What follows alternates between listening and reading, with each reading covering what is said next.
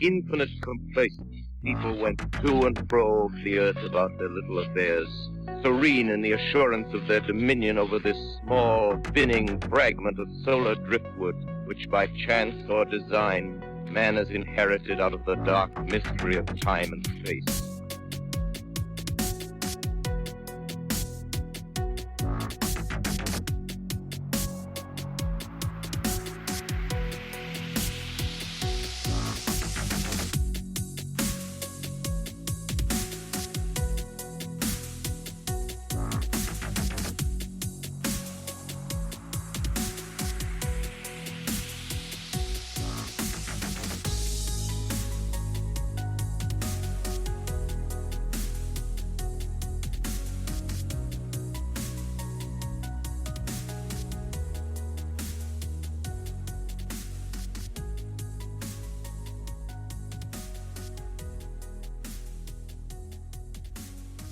Welcome to another episode of Into the Fray.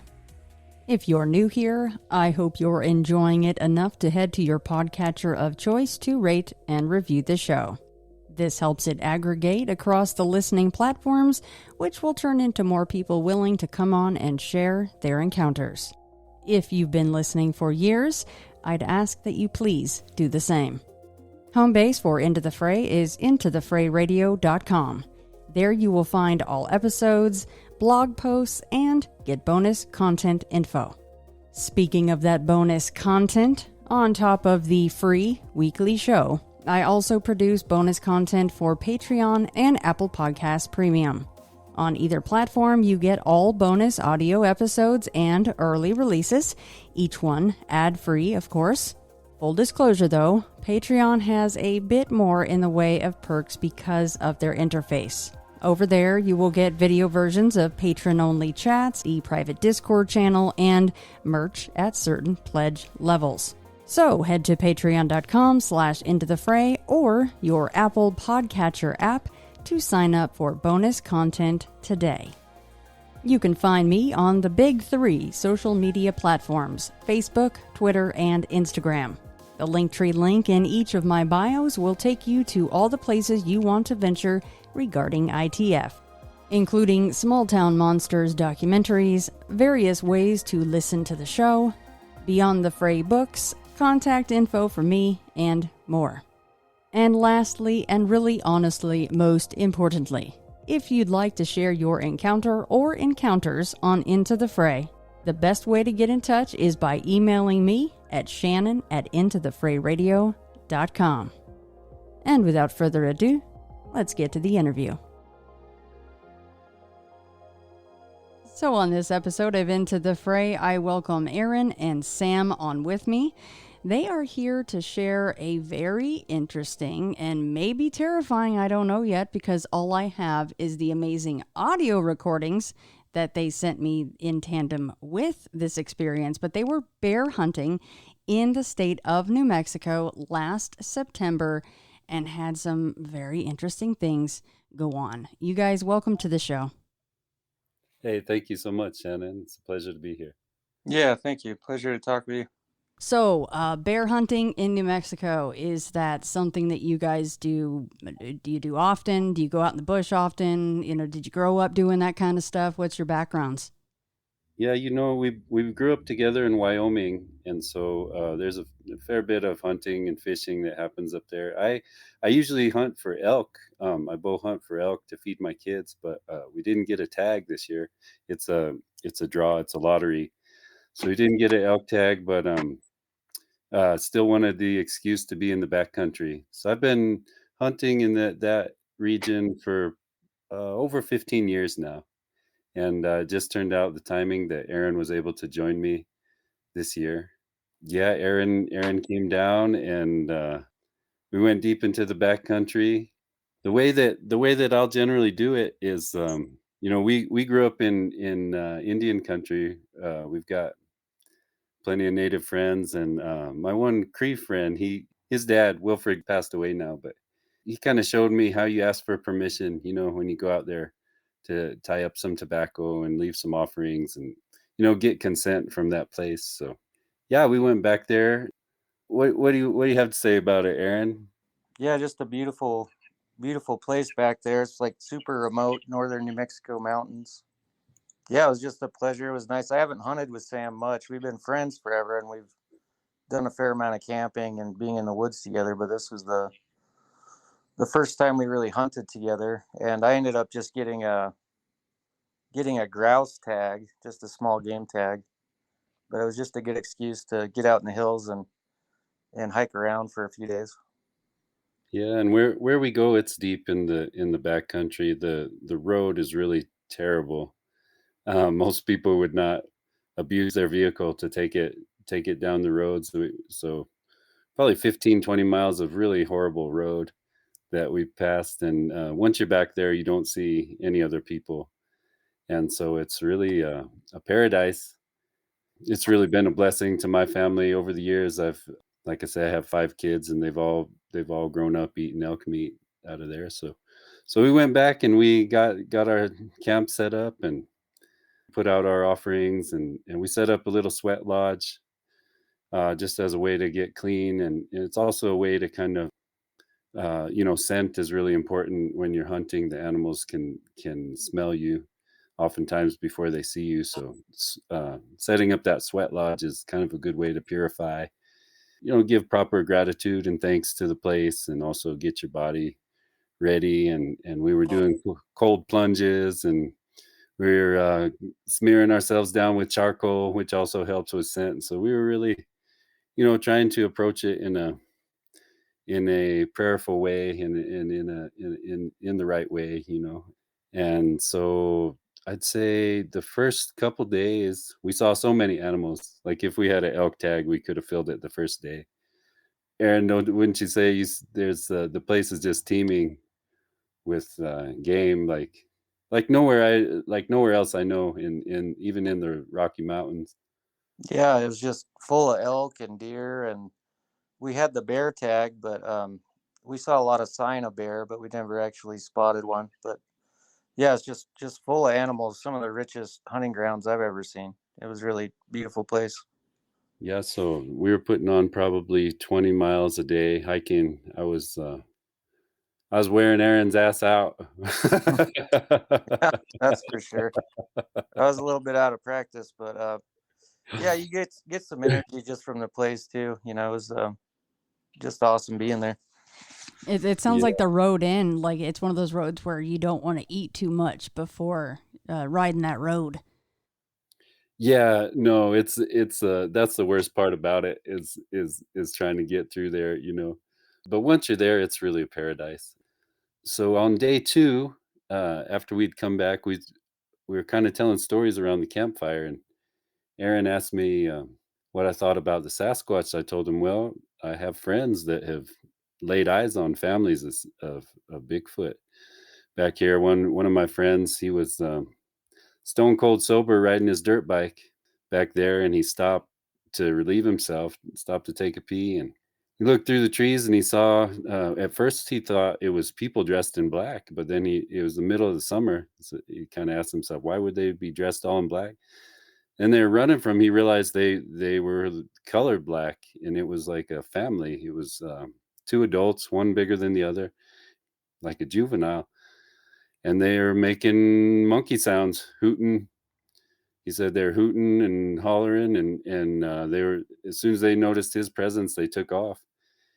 He said he was looking at a family of Sasquatch, a mother and a father and a child, and he got on his dirt bike as quick as he can to try to follow him, and by the time he got to where they had disappeared into the tree line, there was no sign of them at all. So I was telling him this story. I told him, when I used to fight fire, I was a wilderness medic on wildfires, and I fought fire with the Fort Apache hotshots, and those guys are from White Mountain Apache Reservation in Arizona. And after I had fought fire with them for a couple weeks and kind of gained rapport and gained their trust, several of them came to me and told me about times that they had seen big monkeys in the woods, big apes. Also, my Cree friend, up in Montana and Canada, a few of them have heard them at night, and it's, it's the sound. It was not the sound of anything that recognizable. Not a cat, not a bear, not a bird. So we were just kind of discussing the matter that second day. So the next day we got up early. We get up super early, probably 4 in the morning, before the sun's up, and we're already moving. And we really covered a lot of ground that third day. Made a huge loop. We were really, really hunting hard. Saw some beautiful things, bathing in the creeks, and saw all kind of animals. Saw a hawk. A hawk kind of flew down and spotted an elk for us. That'll happen sometimes where the birds of prey will help you hunt. I've noticed over the years. Even if you don't have a trained hawk or a trained falcon, the wild ones, they'll help you hunt because they know that there's some meat in it for them too. But I remember we got to this lookout point and we were just beat. We were so tired and we were sitting up there resting, and we saw this pair of red-tailed hawks, and they were just riding the thermals and flying. They covered that same amount of ground that we took all day covering in probably 5 or 10 minutes. Yeah. Super jealous at that point. Yeah, Aaron and I were just laughing at each other, the difference between a foot and a wing out there, the different powers, different skills. Yeah. Yeah. What do you remember anything else about that, the day of, Aaron? No, just loving it, just being in some great places, like you say. We saw a lot of country. Went really far that day over several big ridges and way back in there. And the entire time we were out there, we didn't see any other people walking around, so that was really satisfying, just to truly get out in some wilderness where there's no one else around. So Is that really rough road in the only way into that area, really? yeah, I think our hunting camp was like at the end of that road, so there's no other way to get back in there but that one gnarly road, and then we were right at the end of it. So Well, that's helpful when you don't want to be around other people, so that which is the case when you're hunting. That's nice. So how did you guys even first learn of that place to go hunting? When I first started having children, Aaron's dad gave me a bow, actually. Yeah, Jerry. Thank you, Jerry. Gave me my first bow, and so I started practicing up. And then my neighbor, I built a little off grid kind of compound, no electric, no running water, just all rainwater catchment. But my neighbor out there is a real wild man.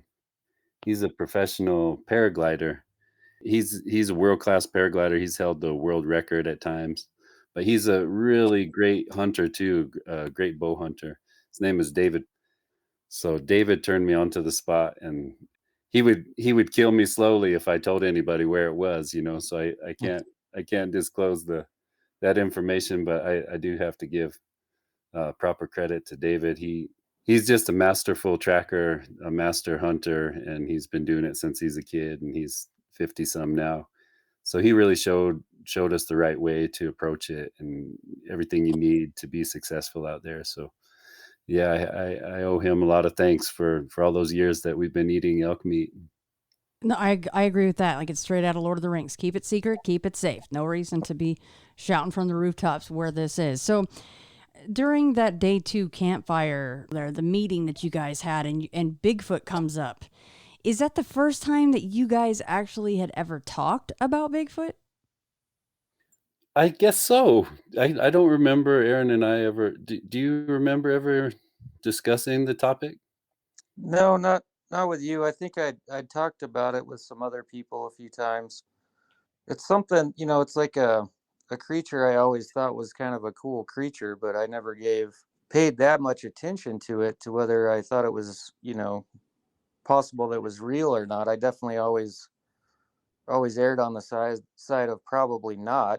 Just in such a modern world, it would be pretty hard for an Right, animal that big to right, be unknown. But yeah, I don't think I talked about the subject all that much with anyone, really. right. Yeah, it just came up around the campfire, and I was just sharing with him, credible sources that had that had verified it. Even I know one wildlife biologist that works for the El Rito Ranger District in New Mexico, and he became a wildlife biologist because when he was a little boy hunting for sheds, antlers. This is something that people like to do in the spring here in April. The elk and the deer, they all drop their antlers, so you go out hunting for antlers. When he was a little boy, they were out looking for sheds, and he actually laid eyes on a Sasquatch when he was a tiny guy, and it made such a huge impression on him that he's been basically spending his life in the woods ever since. He became a wildlife biologist, and he works for the Forest Service. So, these aren't just wackos or drunks or drug addicts that are telling me about this. They're all credible sources that told me, yeah, it's a real thing. It exists. So we were just comparing notes the night before. So then we hunted real hard the next day, all next day, and we were coming home. It was already getting dark. No, wasn't it already? I think the sun had already set, and we Yeah, weren't back it to camp. was getting dark when we started back, and it was all the way like dark night when we got back to camp. And I remember I had tied up a handkerchief with some offerings in it. I put tobacco and I put this Syrian rue. It's a sacred herb that's it's utilized to communicate with the spirit world, and so I had put that up when I first went and set up camp. So that offering had been sitting there for I went and set up camp a week before, so it'd been there probably 10 days. So on the way back, we stopped and we drank water from this seep in the rock. You can drink the water is clean. It's the best water in the world, really. As we were thirsty, we were tired, so we stopped and we drank there. And we washed up, and then I grabbed that handkerchief out of the tree, and so we were making our way back down to where we had our tent set up. We got back to camp, and we just barely had enough time to get the fire going, wasn't it? Yeah, we'd started the fire and we'd cooked dinner, I think, and then just started eating dinner. And Aaron was the first to hear it. You heard him coming down the valley. When I first heard something, I assumed it was coyotes, like up this meadow. The hunting camp is kind of down at the bottom of this long meadow. I heard some sounds up there I wasn't paying much attention to, but I thought there was some coyotes headed our way. But they were pretty far away at first, and then eventually, just got closer and closer to us. We're sitting there just around the fire, and then all of a sudden, just right up the ridge, right above us, like right above us, we hear this. Uh, I can remember it so clear. I'm gonna do it for you because we didn't. The first parts we didn't have a chance to record, but it was like. It's something like that, no? And we looked at each other, and we were just quiet, and we listened more, and there was at least two voices. There were two, maybe three, but at least two distinct voices talking back and forth, and they're hooting and screeching. It was just like that, woo, woo, woo, woo, woo, woo, woo. And they sounded so big, like it just sounded like huge creatures up there. And Aaron looked at me, and he just said, Sasquatch. No, I mean, we were sitting there looking back and forth at each other, trying to place it. And I don't know, the sound was just so big. It just, I don't know how it could have been anything other than just a huge primate up there. A couple of them talking back and forth, and it sounded like a male and a female. Did it not? I think I remember hearing at least three distinct. I think it was at least from three different places coming. Yeah. I think there was at least three of them by the end of it. I think at first it was just one or two maybe, but then you could tell it wasn't coming from the same place as it went on longer. Yeah. So I think there was at least Three up there. three, but I really wish I had my my wits about me soon enough to record those initial sounds, because they were kind of the most compelling. But I think I was a little bit frightened and a little confused, and wasn't able to operate my phone too quickly to get the very first ones. But Yeah. And we just hit our knees. We didn't really know what to do because it was there was that feeling of like, what is that? And some fear. And so I don't know, my initial reaction in the woods is to just kind of hunker down. So we're sitting there, both of us kind of hunkered down on our knees, just listening, just being completely quiet. And then at one point, Aaron thought to start recording. The longer we sat there listening, the more we were just, we did from time to time kind of whisper back and forth and said, "Man, that that don't sound like anything but a huge monkey to me. It sounds like some huge apes up there." And they can't. The interesting thing, and Aaron and I were talking about it the other day. They only came close enough to where we didn't just peel out of there. I think if they had come any closer, we probably just would have ran in terror. It would have been like a Blair Witch situation, like, screw this, we're out. Not that that's a great idea, but, when that fight or flight kicks in, sometimes you just can't help that, which I could Yeah, see. And isn't that funny that you guys admit that? You're kind of going, it's like they knew somehow that this was the boundary before we would just lose our shit. yeah, absolutely. And even we discussed it. Aaron he was saying like, I don't know, should we go? And the thing that kept occurring to me was that it didn't seem aggressive. I didn't feel like they were aggressive toward us or angry at us. And so I said, Man, I think it's a blessing. I think we're being blessed by this because, from other accounts that I've heard from other people, it's like if they don't like you or they don't want you there, they let you know it. They throw boulders and logs and stuff and scream at you and stuff. But that wasn't really the vibe. It seemed a lot more. So anyway, as I said, I think we're being blessed, man. These most people, they only dream of encountering these things, or they're elusive and they stay away from people. But if they're making themselves known in this way, I think it could only be a blessing.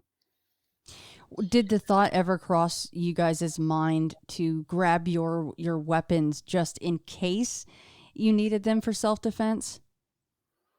I mean, we had everything on us right there around the fire. We had our bows, we had our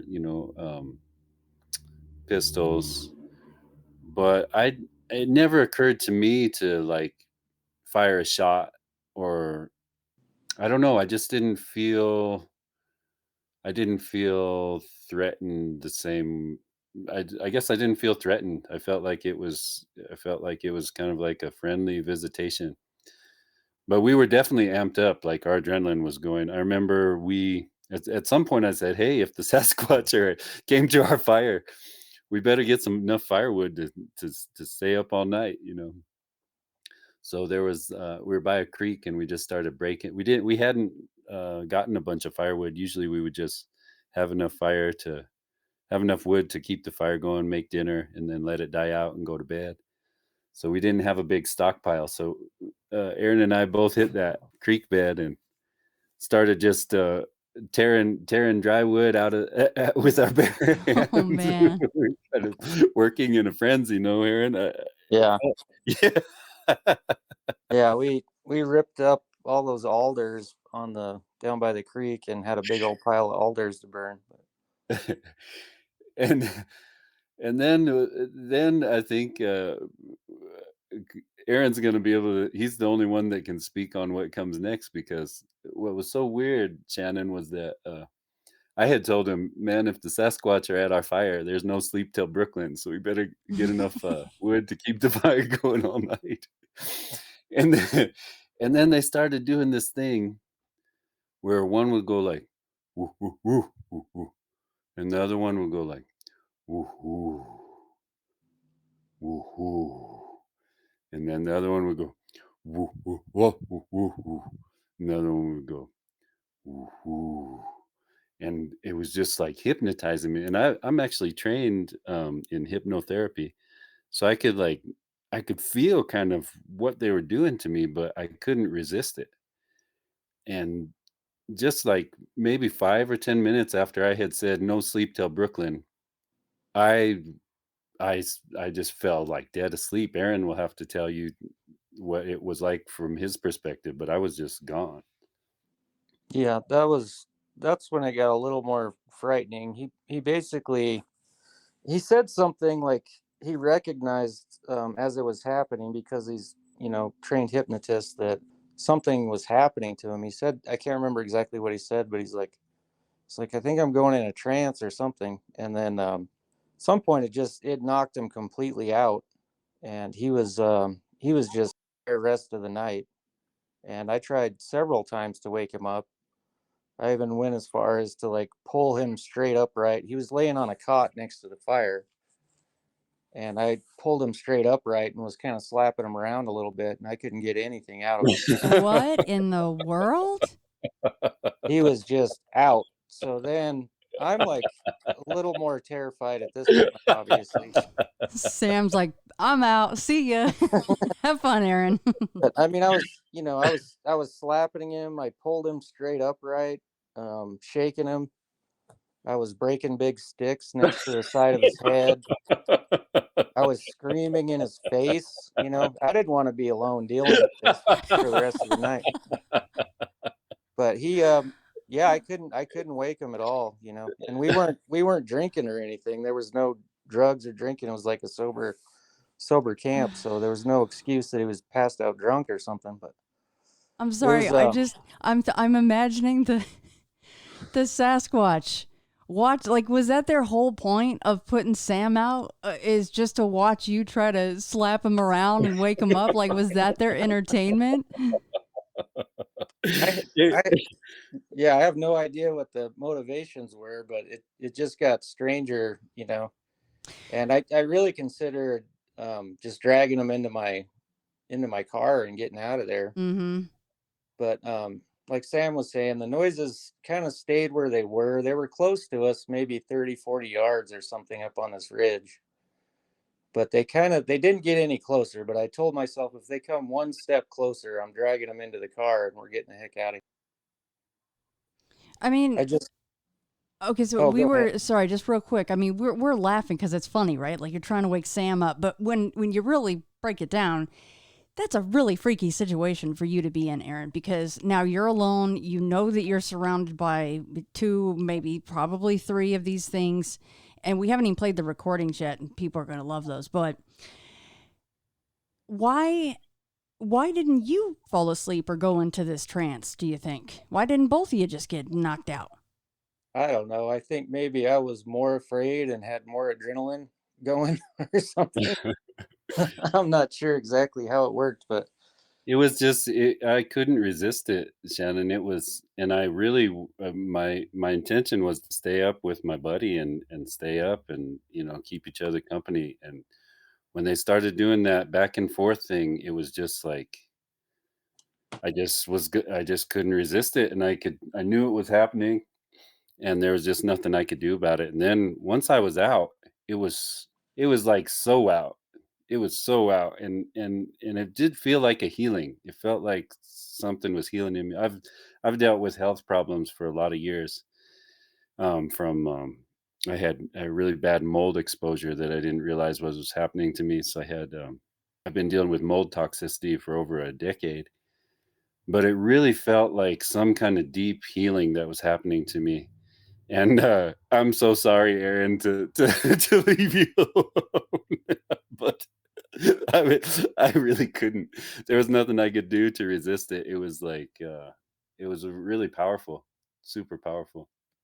So you're a trained hypnotherapist, which is pretty fascinating to me. Do you think that contributed to the fact that maybe you're a little bit more sensitive because you are trained to go into a trance like that with this rhythmic whatever they were doing up there? Yeah, I do think so. It's, when I tell clients about trance or hypnosis, I try to explain to them that it's an ability that you can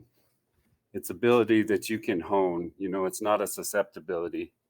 It is an ability to go into trance because they are power states, that where you can kind of get out free from your normal limitations. And so those deeply relaxed spaces of the mind, that's where a lot of learning and healing can take place. So that may have had something to do with it. I mean, it doesn't really explain why you couldn't be woken up after. That doesn't really track quite as well. But, Right. maybe the initial you going out would.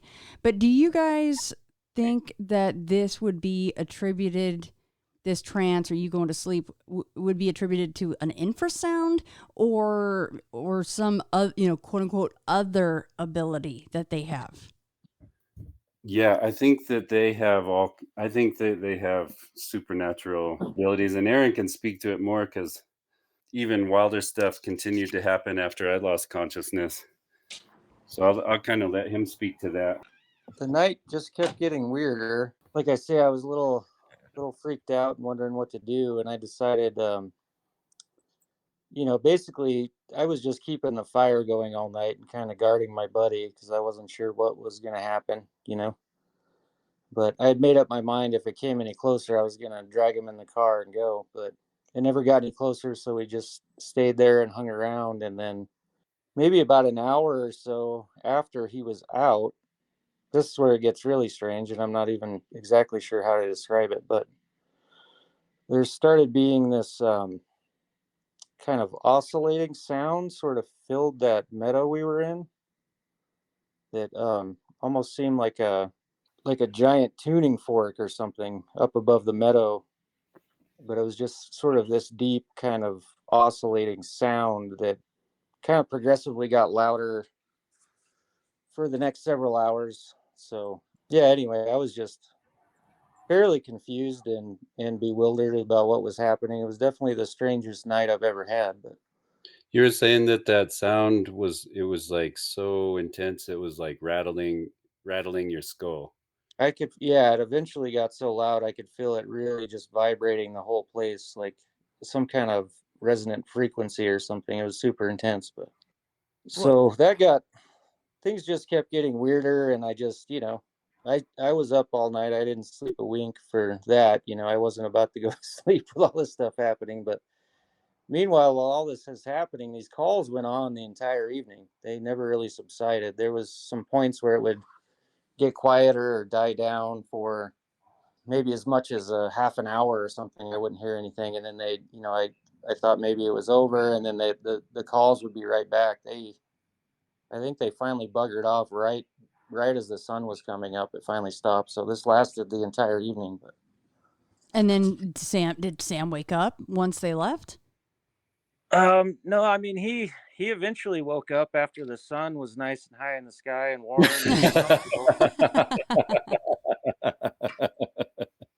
You're like, wakey, wakey, how'd you sleep, buddy? Got some stuff to tell you. and I had slept so deeply.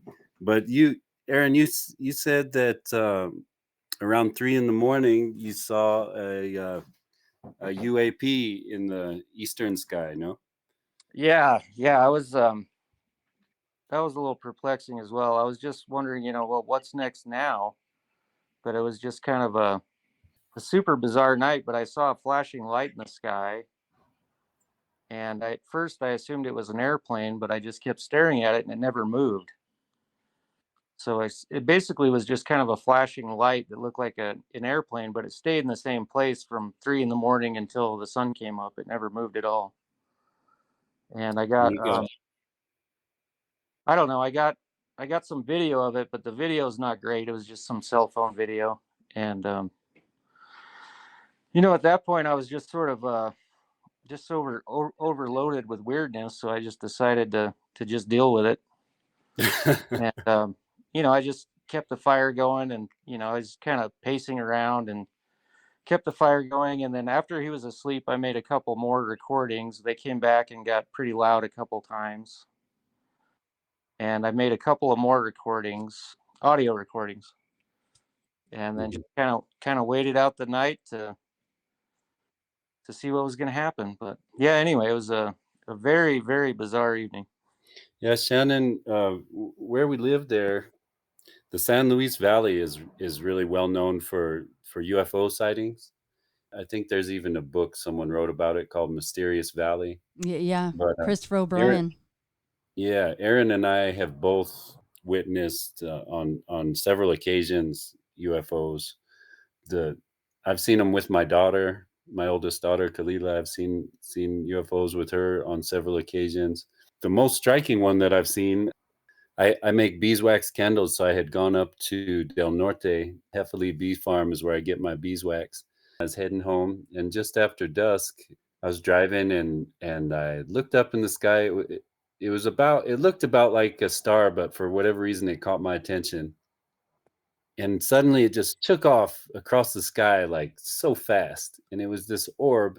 And as it was moving across the sky, there was light, almost like fire or lightning coming off it, and it just moved across the sky. Just in the blink of an eye, it was to the far horizon.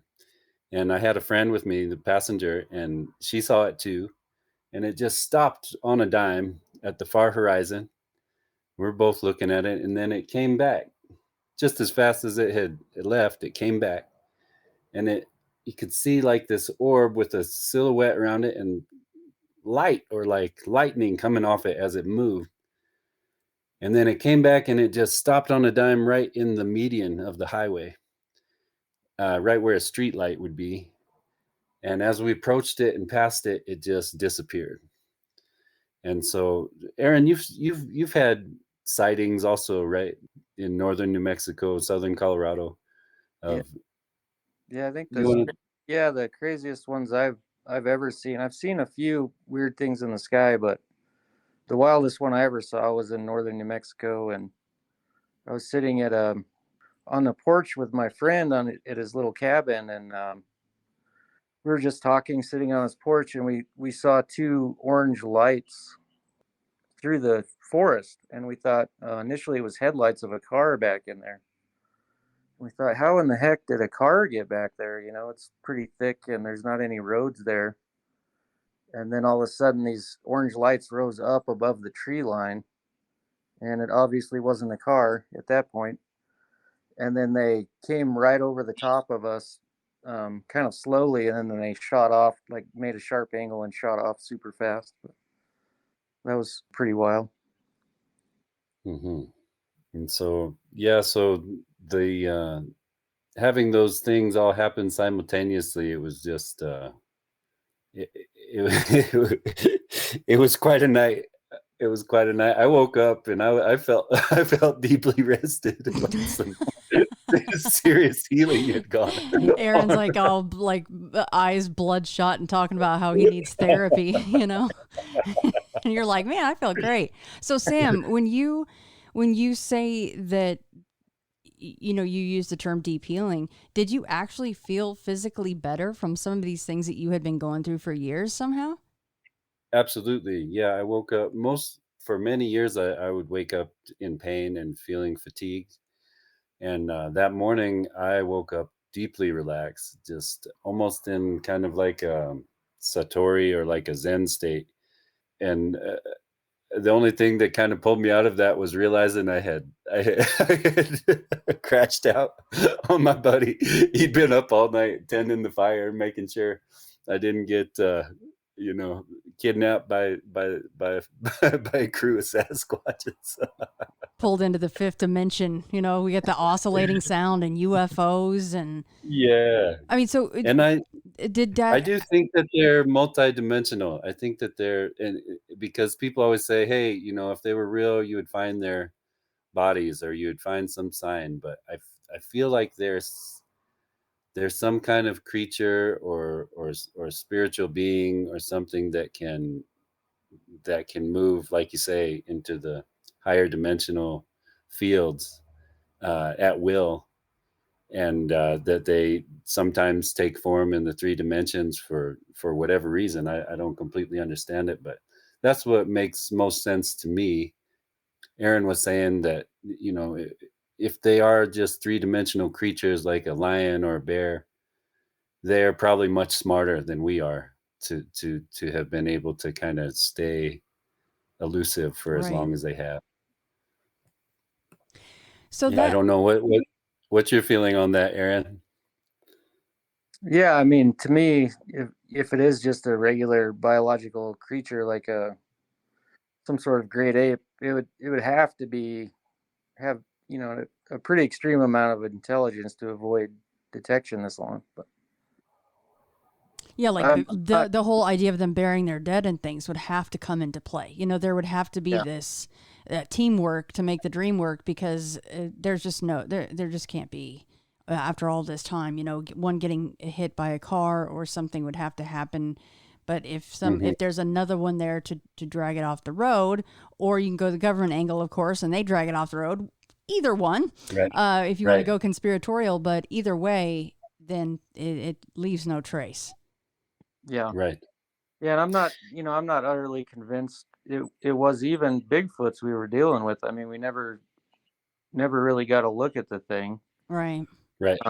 I don't know exactly what happened out there. I think whatever it was a very, very kind of paranormal, strange evening, one way or another. But Yeah. yeah, I think I sort of I know when we were initially hearing the sounds, no other explanation popped into our heads when we first heard it. When it was first really loud. Right. Well, once we played the sounds, people will hear that it definitely sounds primate like. At least sounds that way. And again, I like that you said that. You're like, you know what? We're thinking Bigfoot. We're saying the word Bigfoot, but we never saw what was making this noise. So, and beyond that, what are you guys' thoughts? And this is okay. Well, actually, let me ask this question first, and then I'll ask the one I was going to do. With this, well, this is a question for Aaron, because Sam was night time right now. But the deep oscillating sound, Aaron, when that was going on, were there any whoops or screaming? Were they quiet while this weird sound was going on? They sort of progressively got a little more quiet at times, and then it would come back. I don't think they were never silent for more than about a half an hour. Wow. Okay. Evening. So the sound was going on and they were still going on, basically. Yeah. I mean, I think that it did slow down in frequency for a while. There wasn't as many. But then when I thought, it'd been some time and I was like, oh, they finally buggered off, then it would get real loud again, maybe after 20 minutes or half an hour. Then I could hear all three from all three directions again.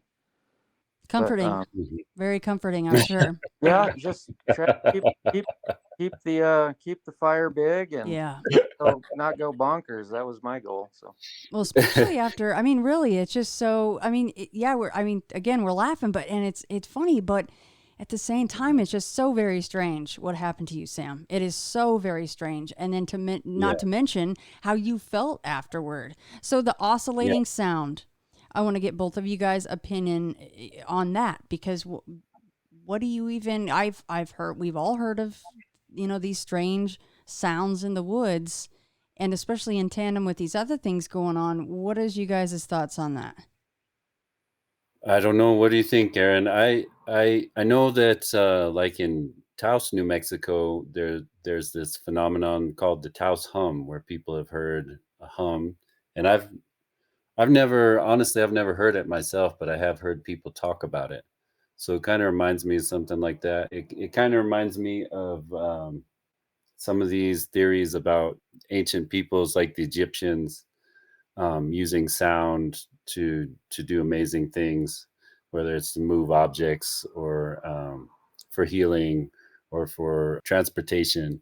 So I'm a musician. I love music, and I just think sound is beyond. It's like for me, it's almost like a doorway into the spiritual world. So I think it's a great mystery. I wasn't conscious to hear it, so I'll have to let Aaron, give his best. Well, but isn't that, just really quick before Aaron speaks about this? It is interesting though, because you just said frequencies can be used to heal. So maybe that's when you were receiving this healing of yours. Absolutely. And I mean, I work with tuning forks, at a smaller level. I believe in it, and I know that it works. Each of our chakras have certain frequencies that they correlate to. individuals have different frequencies that they, the planets have their own frequencies. So yeah, I mean, I'm all about it. It was, for me, it was just irresistible. It was like trying to swim against the ocean tide or something like that. There was no way that I could resist what was happening to me. Even when I was still awake, I was recognizing what was happening, but I had no power to stay conscious at that time, Did the positive effects of this quote unquote healing, did those last? Do you still feel better than you did last September when this happened? Oh, absolutely. I'm on the mend. Yeah, I'm getting better and better. It's kind of a Wow. long process with I was exposed to mold for probably 8 or 10 years, Oh my so God. it can I'm probably lucky to still be alive, but one thing that it has done, I've looked into all different forms of medicine, alternative medicine, because when I went to the, just the normal doctors, it wasn't really doing the trick, and I wasn't figuring it out. So it's kind of been a blessing in that way that I've been able to look into just all kinds of modalities, kind of do it yourself style. But yeah, absolutely. I feel like since that time, all kinds of things have improved in my life. Yeah, just in terms of personal growth, personal awareness of just what's possible. I've done things that I had only dreamed of before. I just got back from West Africa. I started a nonprofit, and we went and drilled wells at a couple different schools and fed a That's bunch of children and that's wonderful. planted a bunch of fruit Congratulations. trees. Yeah, but I feel like, yeah, absolutely, it was life changing. And even I think you had some healing experience too, Aaron, didn't you? The next day, Yeah, can you tell her about that? I was weirdly very tired, but I had like a 6 hour drive I had to do, but I felt energized at the same time. And then, yeah, this one's even a little weird to tell, but it was like I stopped at a truck stop. I was driving up into Colorado the next day, and I went in there just to get a snack and use the restroom. And I blew my nose in the restroom, and some weird thing came out of my nose, and I felt like I could breathe better than I had been able to breathe for years. So that was interesting. I'm not You trying to said it be was like graphic, but oh yeah, Sam was just going to ask what I was going to ask. What did it look like? What was this? Just describe it. I don't know. It's hard to describe, and it was also like a busy truck stop, so I didn't really have time to analyze it. It was I don't know. It almost looked like a weird little bug or something, kind of a slimy little thing. But I don't know if it was some kind of a little parasite or just some other bizarre looking blockage that I'd had for a long time. Mm. But it was it was pretty weird. But I mean, after what I'd been through, it wasn't all that weird really. You're like, I'll take it. No But I and problem. you've still been feel breathing I better. still feel like I'm breathing better than I had. I think I had whatever it was. I think was kind of blocking my airway for a long time. So Uh-huh. I mean, was it real big? I don't know it how was to quantify how big it would be, but it was like the size of a basketball. all right, we need to look into things with the UFO. I'm going to tell you right now. No, I'm just kidding. It was it was about the size of like a little bean or something. It wasn't real big, but Yeah. You said it looked like it kind of had a tail on it, right? It's kind of fleshy with the tail. yeah, it was sort of like kind of opaque, almost transparent Mm. little tail thing on it. But I don't know. I should have probably taken a picture, but I didn't. So I don't know. And like I say, I don't know for sure what it was, but it was definitely strange. But whatever came out of me, I was more than happy to get it out. Yeah. What, I think these things can help us if you're in the right, if you're kind of have the right heart and the right mindset. When I was 17, I was a Rotary exchange student, and I went to Turkey, and I met this Kurdish guy. When he was a little kid, he said he got lost in the woods. He was out gathering wood with the family, and he got separated from the group. A storm hit, and the guy was rescued by a family of Sasquatches, and they kept him alive all winter. They took him to they had their spot where they had everything that they need gathered up. And he said they taught him their language. They have like a Morse code that they do with rocks. He said they taught him all kinds of things when he was a little kid. When they came and dropped him off outside the village after the thaw in the spring, he freaked people out. Everyone they'd already done the funeral. They'd already given him up for lost. He'd been gone for however long, 5 or 6 months. And but what he said was that they helped him, like they taught him, they kept him alive through that winter, and they taught him all kinds of crazy stuff. And he said that from that time on, even though people were kind of scared of him and freaked out by him, his life went well for him. He had a couple wives and he had a lot of kids and grandkids, but he said that experience that he had as a child when he got lost in the woods, when those Sasquatches or Yetis or found him and took care of him through the winter, that it was just very transformative, a blessing for him. So I think that if you're in the right, if you're in the right vibration, they're helpers. I think they're allies. That was the feeling that I got from the night anyway. All right. So piggybacking off that, the fact that, Sam, you were so respectful and you came in with the offering and the handkerchief of the tobacco and the Syrian root, I mean, don't you think that maybe played in a part of this whole experience, or having it in the first place? Absolutely. And that, that's what I tell people, like, it's always the people. There's people that will say, oh, UFOs, but they're the same ones that are every night glued in front of the TV. They're not out watching the sky. They're watching Fox News for what their reality or whatever it is, So if you want to see UFOs, you got to stay out all night watching the night sky. That's what I'd say. And if you want, you can't go out hunting like Elmer Fudd, drinking beer and throwing trash out your window and making a bunch of noise on four-wheelers. You're not gonna have any luck. You know what I mean? Like, you kind of, and that's what my native friends say too. It's like, it's all about the approach. It's about the respect. Most tribes that you talk to, that at least in the Northwest and in the Rocky Mountains, they've all got stories of the Sasquatch. They all speak about it matter of factly.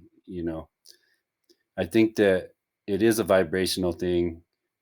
If you just kind of go out there and run roughshod over the land and don't have any respect and don't try to ask for permission to be there, I don't know how anyone would expect to have any luck doing anything out there. It's really, we use that word consent like it's something that usually it's used in terms of sexual partners, right?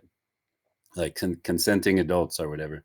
But I think consent, we can take it to all life forms, all of nature. We can apply that, so that when we hunt, we ask for permission from that elk tribe to, and I do that very specifically. I tell them why I'm out here. I have these kids that I have to feed. I ask for permission to do that, and I think that modern people, we've been so force-fed this certain kind of academic approach. I won't even call it scientific, because I don't even think that it's completely scientific, but it kind of relegates tradition and things that happened in the past to some kind of form of just like superstition or stupidity or corniness or like imagination. And what I have found is that a lot of what those ancients were talking about is real. It's not somebody's imagination. It's not some folktale that's that the old people were trying to tell their kids to try to make them feel better about the fact that they have to die. Like, the afterlife is real. The spirit world is real. The higher dimensions are real places. This universe is teeming with life. Like, even you pick up a handful of dirt and look at it through a microscope, there's just life everywhere. And the same is true at the macro level. When you look out into the universe, we're just seeing more and more and more life, and just endless diversity and endless variety. And so I don't know how people can justify just saying like, no, I know everything that exists. It's to me, that's ridiculous. Yeah, or you that know, for we're the people. only things, out there in the universe is insane. I really do Right. believe that. Sorry for coughing in you guys' ears. Um, so let's talk a little bit about the MO of camp. Did you guys play any music while you were out there in camp, I should say? We went out there and we were we were kind of fasting from like regular food. We just took real simple food out with us, and not much really. Right, Aaron? We keeping it real clean, no drugs, no alcohol.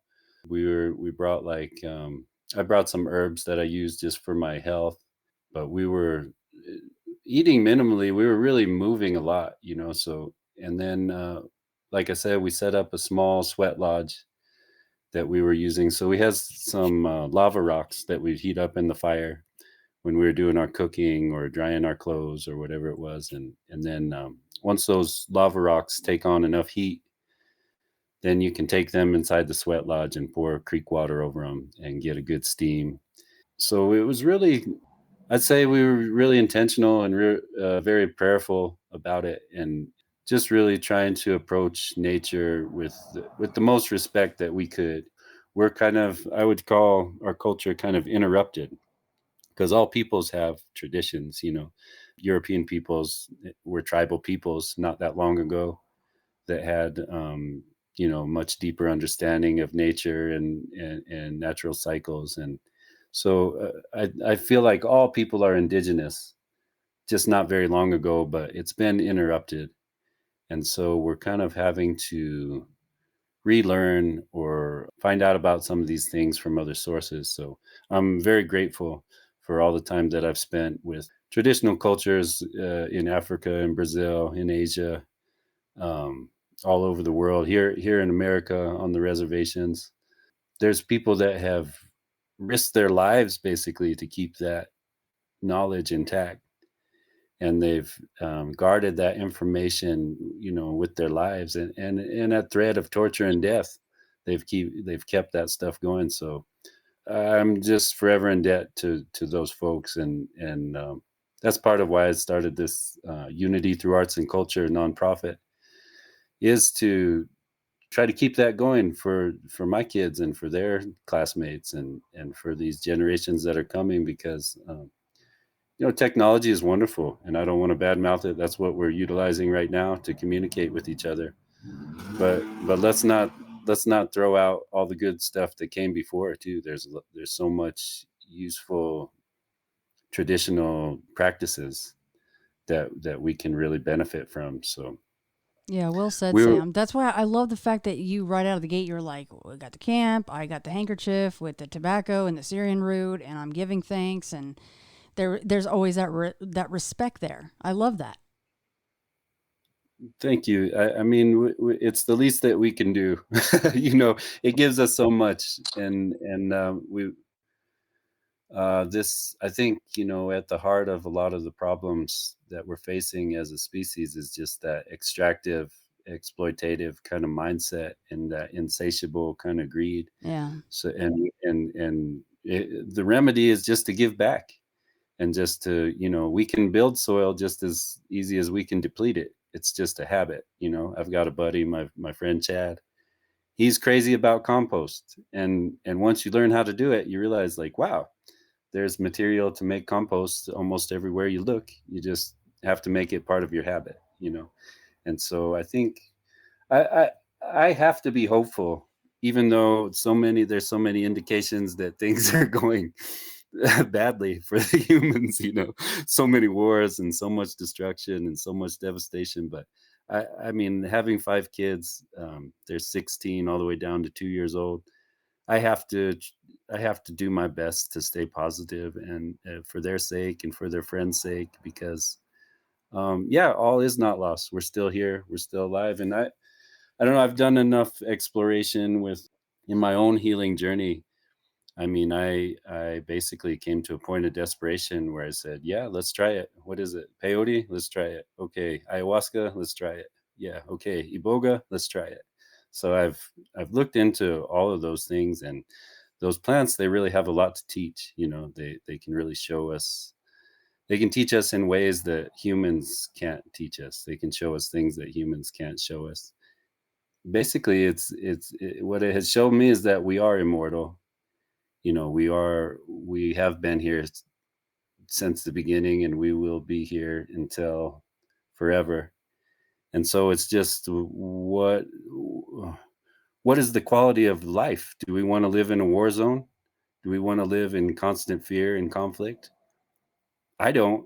I would rather live in a world where people cooperate and get along and give each other a leg up, and if they have more than they need, they share it around. So I'm trying to do that myself, and it takes some work, because we've kind of been taught and programmed to go about it another way, and it does take stepping outside of your comfort zone, and kind of relinquishing deep fears and suspicions,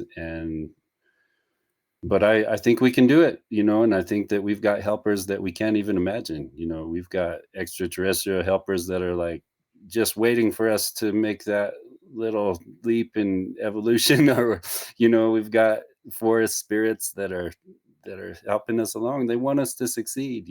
That's one thing that I struggle with, is that there's this feeling of like, we're humans, we're fucking it up, we're wrecking everything, like humans are so bad. No, not necessarily. The trees are rooting for us, the plants are rooting for us. We're like little babies to them. They love us like the way we love our babies. And so the stars, in the same way, they're rooting for us. All these it's life wants to live, and we're part of it.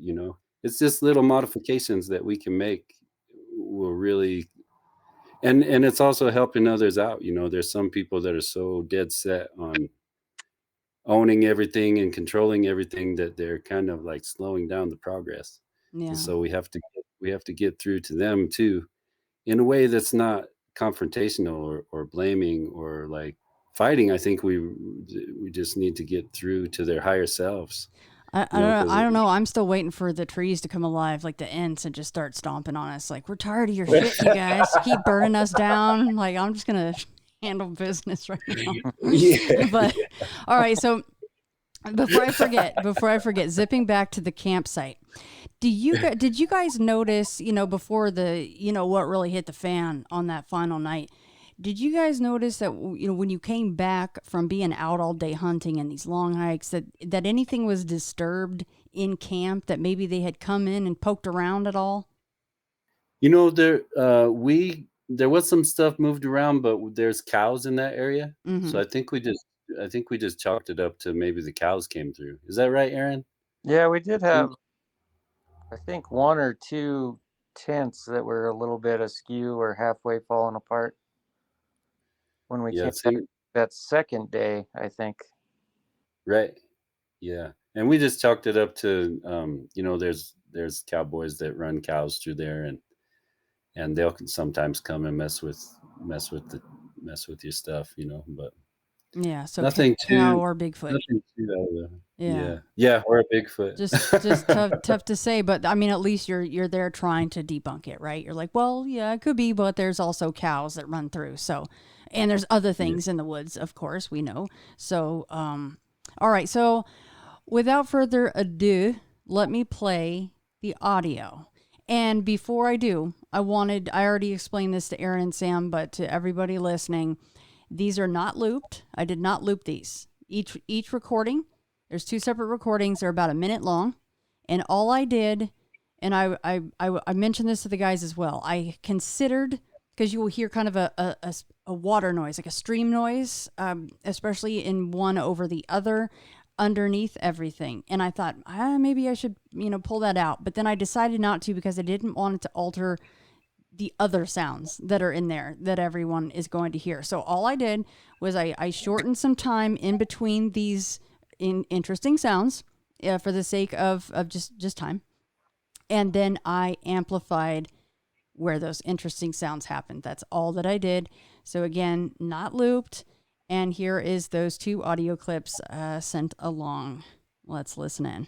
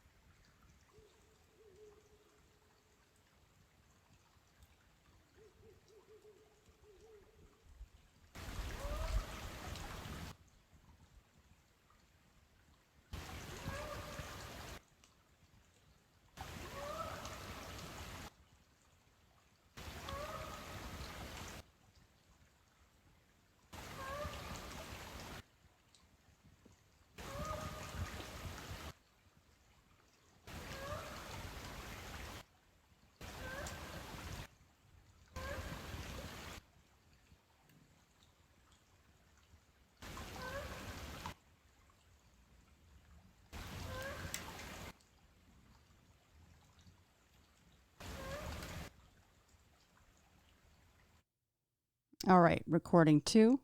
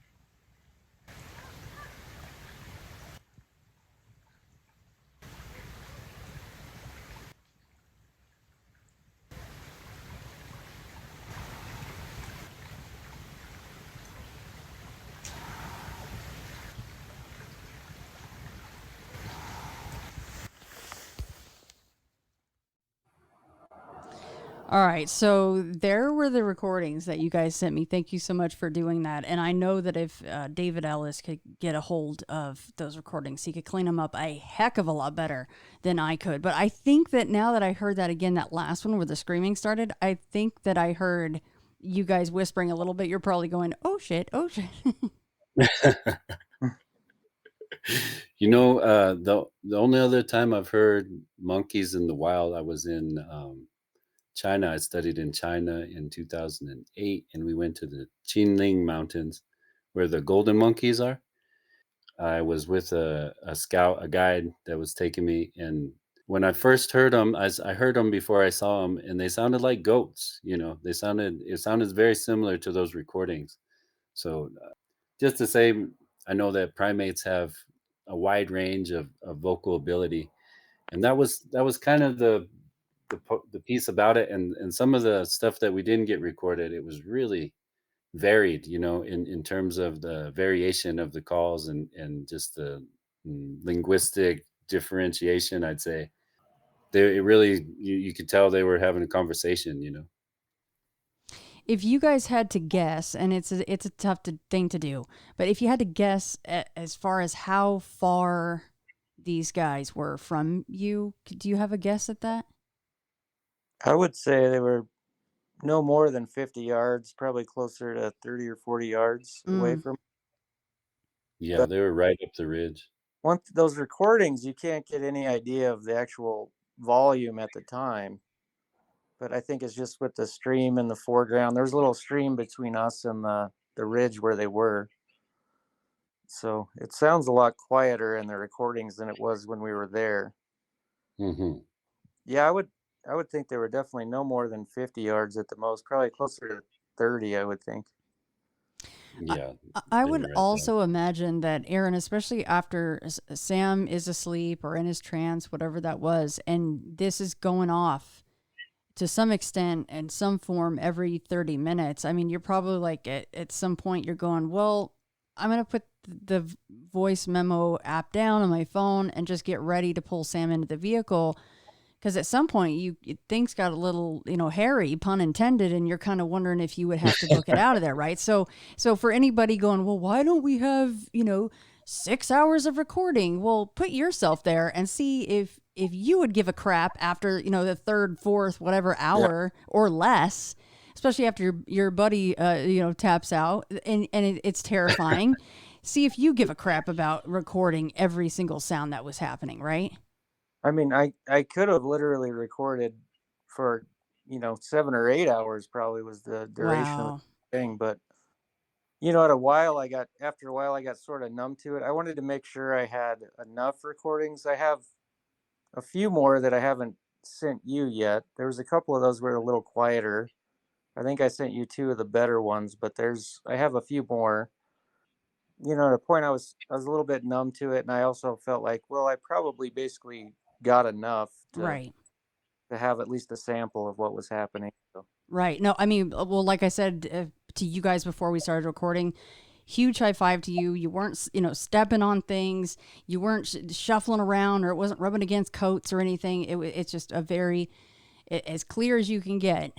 That's what people always like. Why didn't you record it? Well, guess what? He did. Yeah. And we got it. So thank you so much for that. I mean, hearing that back, and I mean, does that make you guys, and I wonder if I shouldn't go back in, and now that, because I just wanted to be sure I didn't step on anything, I wonder if I should just go back, pull the raw file back into Audacity and see if I did the noise removal, what that might sound like, and then I could send that to you guys if it sounds any better. But and I can send this version to you guys too if you're interested. I mean, maybe Aaron's like, well, I've heard enough. I was there, but Aaron did a great job, because I remember after we had heard the initial calls and we were kind of, the initial shock wore off, then I said, hey, try to get a recording, and we were both pretty on edge, and I remember Aaron's fingers weren't working too good. It took him a second to kind of get everything dialed in, but like you say, props to him. He was able to get it happening and have something to share with the rest of the world. But it, like you said, it doesn't really capture how big those sounds were. Like I say, it was just sounded so massive. They were close, they're probably 40 yards, like Aaron said, but it was like,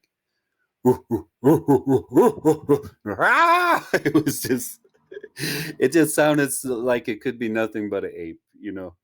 We didn't put eyes on it, but just having heard other people's accounts of Sasquatch in the area, I'm a believer now. With my kids, after I told them, we go out and we leave offerings for those guys. Now we'll take fruit out for them, and there's things that supposedly they like shiny things, so we'll take out I know the natives, they'll leave like matchbooks out for them, things like this, or lighters, or coins and different things. So we've made it a habit, at least in our family, when we go out to the backcountry now, we'll take some offerings for the Sasquatch, and just give that respect to those, whatever they are. It's all mystery still, but we definitely encountered something out there that was magical and powerful.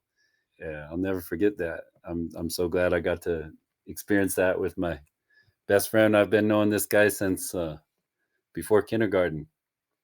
Aaron, is there any part of you that wishes that you would have caught a glimpse of maybe one of them? Or do you think that would have been just too much to handle with everything going on? I mean, it would obviously depend on the circumstances.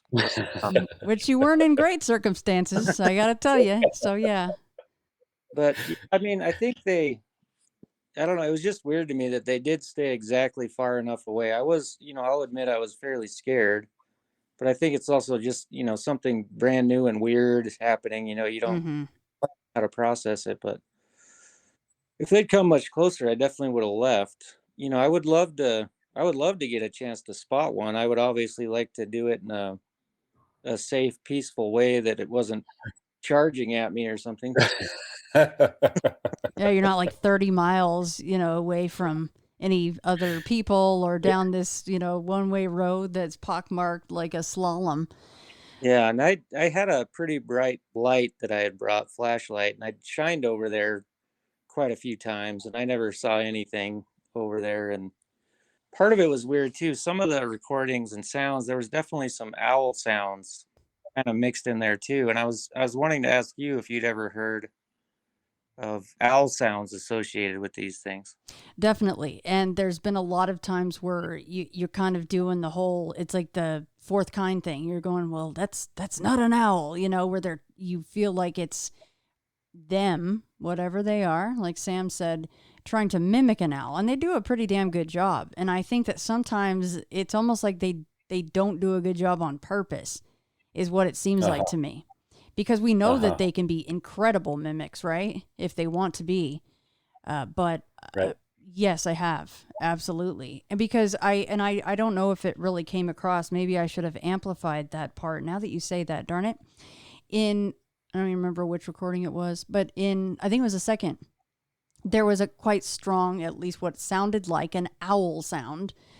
And it did repeat a number of times in the midst of these other sounds, right? The interesting sounds we're assuming is Bigfoot. So yeah, I mean, who knows, right? If that was an owl or not. Yeah, I was curious about that, if there was other documentation of that. But There were some points where it sounded, exactly like a great horned owl, call at different times, but it was kind of interspersed in these other calls that did not sound remotely like an owl. But it Right. was just, I don't know, with everything happening that night, I just one more weird thing, I guess, to throw in the pile. But Big old funky owls with lips is what they are, just. Yeah, I'd have to say, like, if it was owls, they're the most just linguistically talented owls that I can imagine, because Yeah. they were throwing calls that they just sounded very, I don't know, just sounded like close to how we're talking to each other now, really, in terms of just the range of sounds. Some of it was real guttural, and then also just it seemed like something bigger than an owl. I know some of those owls can get pretty big, but the sounds it was making just seemed, I mean, I've heard eagles and hawks and different kind of birds make their, and owls make their calls. These things just sounded way bigger. They sounded like big creatures up there. yeah. Well, I think some of the owl noises were very distinct from some of the other noises. So I guess for me, Hmm. I was just wondering if it could have been, like both things are happening, or is the same thing doing both sounds, Right. I think it could be either. I mean, yes, of course, I think there could be an owl in a tree. Just he's like, well, I'm still gonna hoot. I don't know what y'all are doing, but I'm gonna do my thing. Y'all crazies down there picking on Uh-huh. on these two folk. Yeah. It's definitely been brought up a lot that they are just incredible mimics, and people go, well, there was this really big messed up owl out there with lips, and I knew it wasn't no damn owl. And then they will have other activity that then confirms that at Uh-huh. least, in their mind, that was probably a Bigfoot trying to sound like a damn owl. Yeah.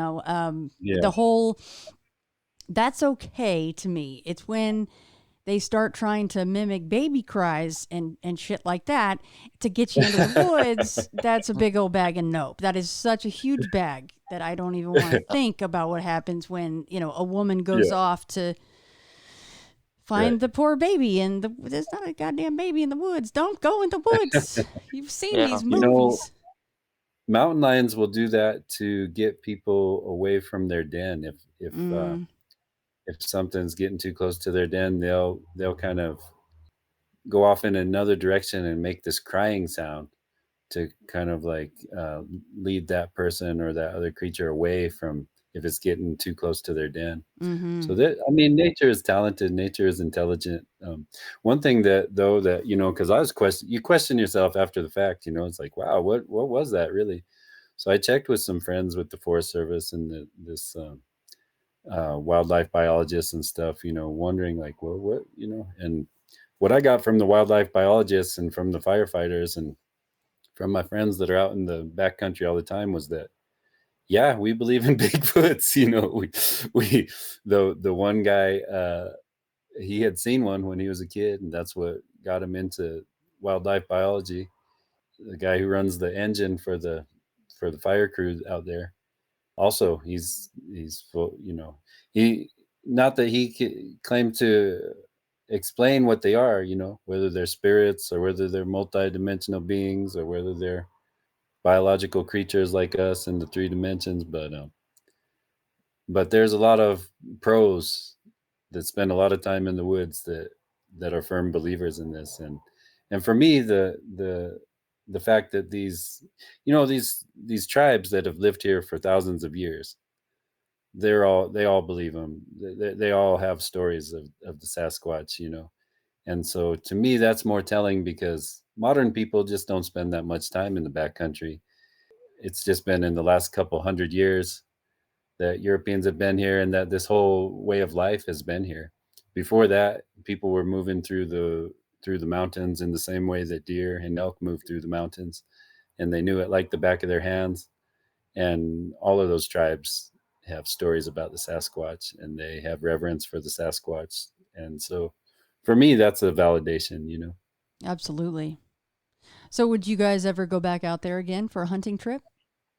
Oh, absolutely. That's our spot. That's the honey hole. Yeah, planning to go this fall again. Try to get back Yeah. out. with like a suitcase full of 5-hour energy for Sam, so he stays awake this time. Yeah, I don't know if that'll work. I might need to bring some stronger stuff for him.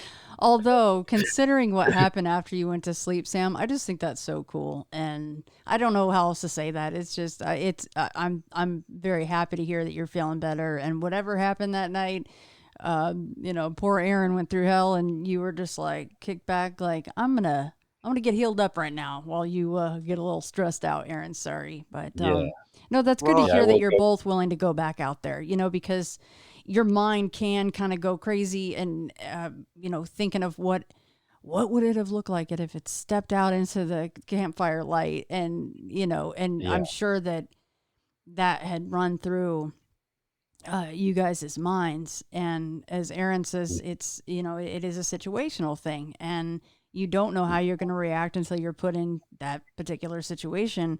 But no, I'm very glad to hear that you guys are willing to go back out there. Yeah, and in fact, right after Aaron left, I went back and told my family about it, and I loaded them all up and took them out there, took my kids out. We left offerings. And for me, anytime I go hunting, that's part of what I accept, is that, my time is also going to come. Something's going to eat me, whether it's big or small. It's like part of the mystery, and what's beautiful about it and what's sacred about it is that we're a part of it. And that's kind of, I accept that going out there, that I could die, you know what I mean? And happily, I would what better place to die? And my friends in Senegal, when they go out fishing in the ocean, their boats are painted with prayers. They've got just mad prayers and spells painted on their boats, because they know it's not just a given that you go out and you get something. Like, you could get got too, And so, even as scary as it can be, I've walked up on mountain lions. I've had to hold my ground against bears, and it's just part of it, and it's beautiful, and I accept it, and I love it, and that's really what I love. I feel more like myself when I'm out bow hunting in the backcountry than at any other time. I just feel more like a real human being doing what I'm supposed to be doing out there. So I accept that risk, and I accept that possibility, and it's not going to deter me from going out there and experiencing that, because I love it and my family loves it. And that's the real life for me. That's the beautiful life. So, last question. Do you guys think that the UFO sighting, and of course Aaron was, the only one that actually saw it, but do you think that being part of this whole experience is tied in somehow, or you just were out in the middle of nowhere, it's super dark, and you happen to see this strange light in the sky? Yeah, it's hard to say. And at that point, I was pretty sort of worn down just from weirdness of the entire. I wasn't even really that shocked by that at that point. I was like, oh, that seems right at this moment. Yeah. You're like, of course. Why not? Yeah, I have no idea if it was connected, but the whole night felt very, very, weird. And, like with Sam, the minute these things showed up, he had this confidence that it was like a peaceful communication and like a healing thing happening. And, I did not share his confidence in that. So, the whole thing was a little bit different for me than him. I don't know. We obviously had very different experiences. But you know what, Aaron, at least before he closed his eyes for his deep sleep, he didn't look at you and say, good luck. Yeah, it can always get worse. Yeah. But, but it was sort of magical too. I was pretty scared, but I was also, in awe and curious about what was happening. But with the UFO, I wish I had gotten some better video, but it was, the middle of the night on an iPhone, and that's impossible. I get it. You'd have to have a telephoto lens on a Sony. So yeah. But the UFO did seem to be a little ways away. It wasn't like right above me or anything, so it wasn't too scary, I guess, at that point. But it was just one more weird thing at that point in the evening. I think it's a frequency thing too. Like, if we're operating at lower frequencies, Like just in simple ways. If I'm all bent out of shape and pissed off, I won't see the beauty that's all around me. It's right in front of my face, but I can't see it because I'm too vexed or whatever, you know. But if I'm in a higher frequency if I'm grateful and happy and joyful, I notice all the beautiful things and all the blessings and all the magic that's around me. And I think that we had attained like such a high frequency that maybe we were just aware of some things that are always there, but we just don't perceive them because we're too distracted or our frequency is too dragged down into some mundane bullshit that we're just oblivious to what's happening all around us, you know. Yeah, amen to that. We all need to be a little bit more mindful of the good things in our life because there is good things. Well, you guys are Absolutely. wonderful to talk to. I cannot thank you enough for being willing to share and capturing that amazing audio when all that crazy was going down. And if anything else, of course, goes down, I'm assuming you would get in touch with me. I hope to stay in touch with you guys. But thank you so much for joining me.